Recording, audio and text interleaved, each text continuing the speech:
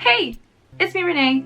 If you're new here, hey, I'm glad I sparked your interest. I hope that's not going to be for nothing. And if you already know me, welcome back to the channel where I talk about and show you guys my ways. As you may already know, I'm currently in the US working as an au pair for 4 kids, and I would love to share my experiences, tips, and journeys with you guys. So if you are interested in what my life is like here as an au pair, you're at the right place. Like you already read in the title, I've gathered some tips for you guys that I would like to share with you. So there's 7, I think. Double check. There's 7 tips that just came to mind when I was thinking about what I would tell another au pair that would ask for tips, not just advice, for tips. 1 is Pinterest is your friend. Seriously, let Pinterest inspire you, because there are so many things that you can learn, craft, or activities that you can find on Pinterest to do with your host kids. It's endless. And also, kids will love activities that are on there. Like, Pinterest moms are so creative. They might not even care if you use certain activities again and again. Even if you have a toddler or something, that is perfect. They learn by repeating things. So please, please, please, please, please make that Pinterest account and make it easier for yourself. Then 1.5 of the tips is, when you look at activities like that, you will also know what materials you need. So know what materials your host family has and what materials you may need to get. So make a little list of things that you may need for activities so that you're able to get those and like are ready to go to do those activities with your host kids, because they will love them. I'm going to make a summer vacation activity schedule, or like craft schedule, soon.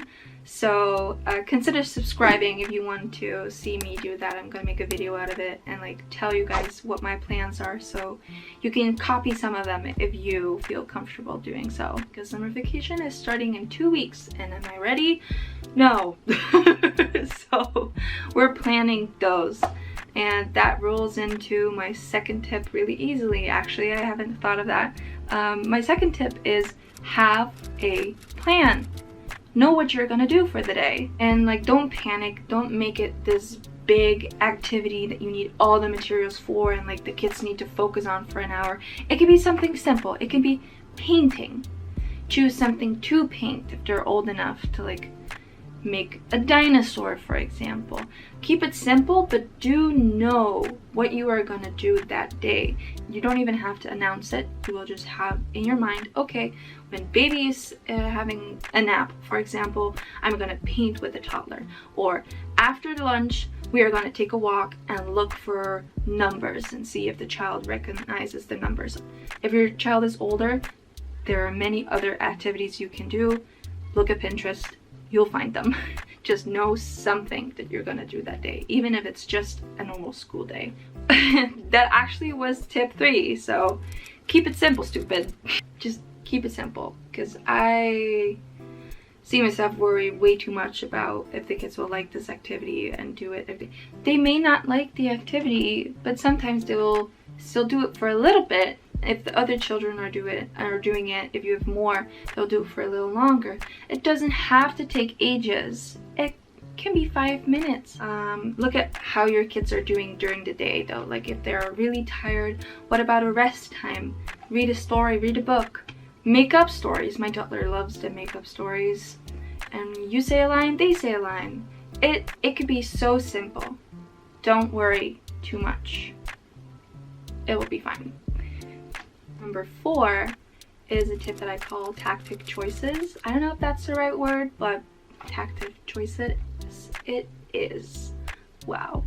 Tactic choices it is.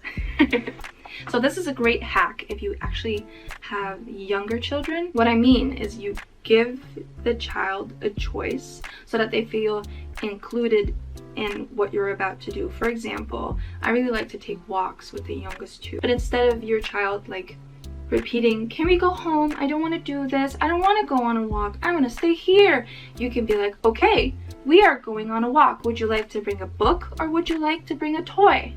Or just ask them, what are you taking on your walk today?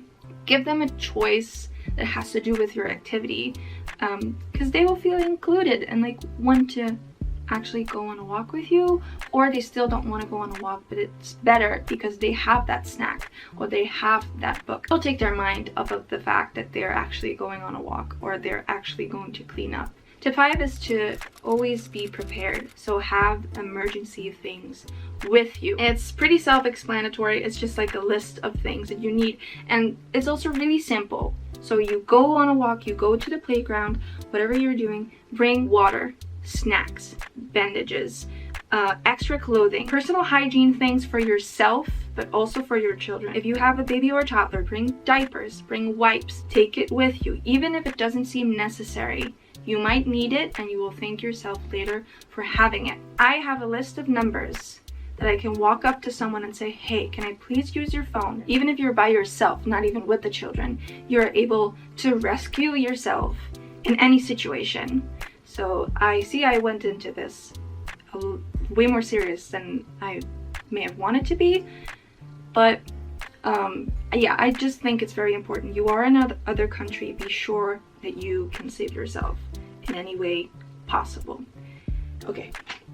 6 is actually way lighter. It's just a fun one for you as an au pair and doing actual fun stuff around you. And the tip is become a member if it's free. I have an email address that is actually made for everything that has to do with me being here. I just put all of those things onto that email address, and then I get coupons or like freebies actually sometimes too that have to do with the things I usually buy, which is awesome. For example, feminine hygiene products and stuff. I don't have to buy those that often, so I will look at, do I have a coupon? Yes or no? And if I do, I could go out to CVS and buy them, because I have to say some of those products are much more expensive than they are in the Netherlands, and that's where I'm from. Pig tax is a real thing here, like even more than it is back home. So become a member if you can, and if it's free, really ask them if it's free. Don't get those credit card things. Don't get yourself into that itch. Just become a member if it's free. Starbucks, CVS, Ulta, whatever store you would like to go to. And my 7th and final tip is to set clear boundaries. Boundaries for the kids are important. When is your free time actually me time? I use me time with a toddler because she understands what rest time of me time is. Give it a word that your child understands, because you're in their home. They see you. When are you working and when are you not is very hard to understand for young children. So I would say, I'm having me time right now and I'm choosing to fold my laundry right now. Okay, but I have this and this toy that I would like to play with you with, they could say. And you're like, okay, we can do that another time when it's you and me time. I'm having me time right now. Set boundaries about your room. Let your room be your place and your place only. They may come up to you if you allow them to do so. I have a stop sign actually to show you. It's a stop sign that it says do not come in and no knocking, and it has 2 pugs because I actually have a pug back home and the kids know I love them. So she sees that. I put it in front of my door. She sees it and she goes, okay, I need to stop. I need to not come in, and I cannot knock on her door right now because Renee is doing whatever she wants to do in her me time. So boundaries are important. Set those. Thank you so much for reaching the end of this video. I really hope you learned something, found it interesting, or just took a tip from one of the tips on my list. Please let me know if you liked the video by liking the video below. Consider subscribing if you would like to see more videos like these, or just interested in what my life is like here, because I'm planning on posting a lot more of this kind of videos because I really enjoy making them. The light just completely changed, but that is fine. You'll go see an end card now in which you could click other videos if they're already up. And yeah, I hope to see you next time.